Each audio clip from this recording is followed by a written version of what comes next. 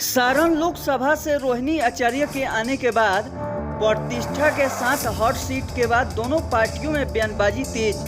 बता दें कि सारण लोकसभा सीट हमेशा से प्रतिष्ठा के साथ हॉट सीट बनी रहती है।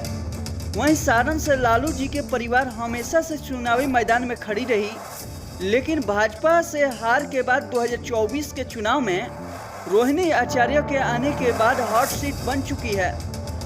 दोनों दलों भाजपा और राजद के लिए सारण से रोहिणी आचार्य के आने के बाद प्रतिष्ठा के साथ हॉट सीट के आने के बाद दोनों पार्टी में लगातार बयानबाजी चालू है। सारण लोकसभा सीट से राजद की उम्मीदवार रोहिणी आचार्य की एंट्री के बाद लगता है कि एनडीए में बेचैनी बढ़ गई है। एनडीए के कई बड़े बड़े नेता लगातार रोहिणी आचार्य और उनके परिवार पर बयानबाजी देते दिख रहे हैं। वहीं बिहार के डिप्टी सीएम श्री सम्राट चौधरी के बाद खबर है कि बिहार के दूसरे डिप्टी सीएम विजय कुमार सिन्हा ने भी उन्हें एक बहुत बड़ा बयान दिया है। उन्होंने कहा है कि सारण में ही कुछ लालू के परिवार बहू रो रही है और इंतजार कर रही है, उस बहू का क्या दोष। सारण की बेटी इंतजार कर रही, सारण में उस बहू का जवाब हर महिला जवाब देगी। कांग्रेस पर घोटालों के कई आरोप लगे हैं, लेकिन सफाई नहीं देते। जिनको गाली देते हैं आज वह उनके साथ दिख रहे हैं।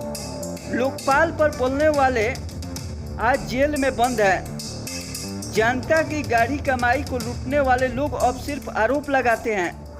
बता दें कि रोहिणी आचार्य सोमवार को सोनपुर के विश्व प्रसिद्ध मेला बाबा हरिहर नाथ मंदिर के दर्शन के लिए पहुंची। इस दौरान राजद सुप्रीमो लालू प्रसाद यादव और पूर्व मुख्यमंत्री राबड़ी देवी भी उनके साथ मौजूद थी। राजनीतिक कैरियर बचा रहे हैं। बिहार लोकतंत्र की भूमि जननी है और ये लोकतंत्र के हर लोग समझ रहा है कि बिहार में कांग्रेस पूरी तरह से डूबने जा रही है। उस नाव में जो बैठा रहेगा उसका डूबना तय है। इसलिए अभी देखते जाइए आगे आगे होता है क्या। रैली बना रहे हैं और देश को कमजोर करने वाले मानसिकता।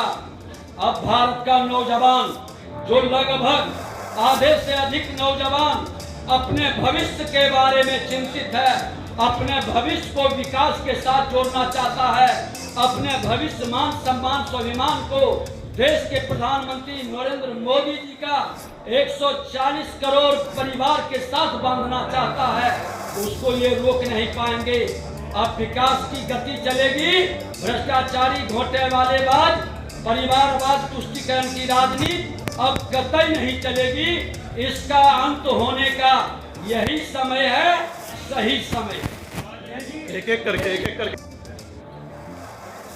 मैं बता दूं कि सारण में ही लालू जी की बहू इंतजार कर रही है। क्या उस बहू का क्या दोष था? उस बहू को जिसको सम्मान से 7 फेरा लगाकर लाया गया, हमारी बिहार की बेटी थी। उस बेटी का इस तरह के अपमान करने वाले लोग क्या उस क्षेत्र में वोट के अधिकारी है? उस क्षेत्र की एक एक महिला, एक एक बेटी इसका हिसाब चुकता करेगा। सारण में उस बहू की आवाज हर महिला बनेगी और जवाब देगी कि आपकी बेटी और पत्नी और बेटा तक सारण की जनता चिंती हुई नहीं है। हर बिहार की जनता जवाब देगी। केजरीवाल को 15 दिन के लिए न्यायिक हिरासत में भेज दिया गया है। केजरीवाल को 15 दिन के लिए न्यायिक हिरासत में भेज दिया गया। मैं तो यही कह रहा हूँ कि क्या माननीय न्यायालय पर विश्वास नहीं? उसका अपमान करने के लिए ये रैली करते हैं।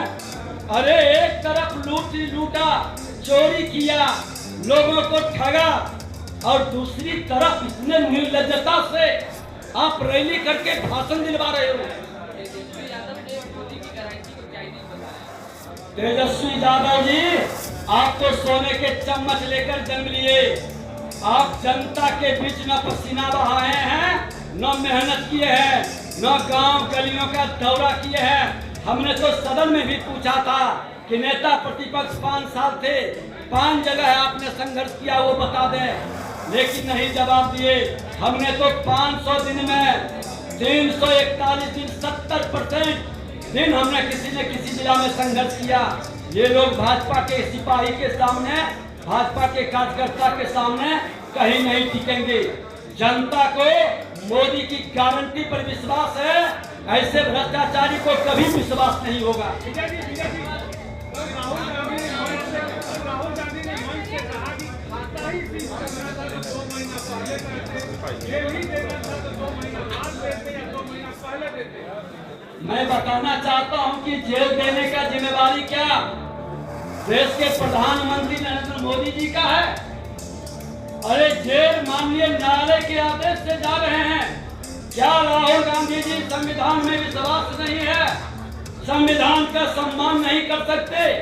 आप परिवारवादी जमींदारी मानसिकता के लोग संविधान का आप नकार रहे हैं और संवैधानिक संस्था का अपमान कर रहे हैं। जनता इसकी जवाब देगी। बताइए।